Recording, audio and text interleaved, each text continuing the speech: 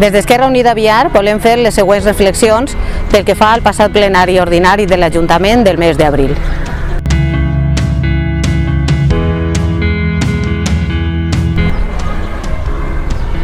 Entre altres qüestions, el plenari va debatre l'aplicació de la taxa turística que està debatent el Consell de la Generalitat Valenciana per aplicar-la a nivell de País Valencià.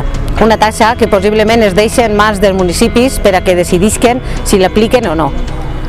D'una banda, entenem que estem parlant de quantitats merament simbòliques i que poden ajudar al sosteniment econòmic d'un turisme sostenible i que és un fet que deixa poc marge al debat.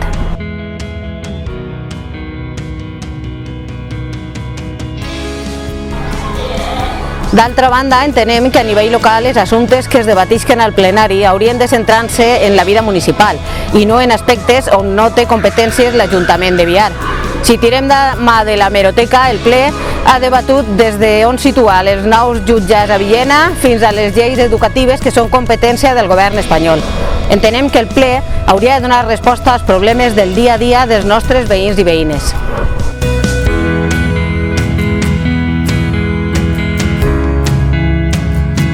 Des d'Esquerra Unida obrim un nou apartat per a llançar algunes preguntes en cada vídeo i fer-nos ressò de les qüestions que es plantegen al poble. És per això que ens agradaria reiterar el silenci respecte als projectes de plantes fotovoltaiques que volen instal·lar-se en terme municipal.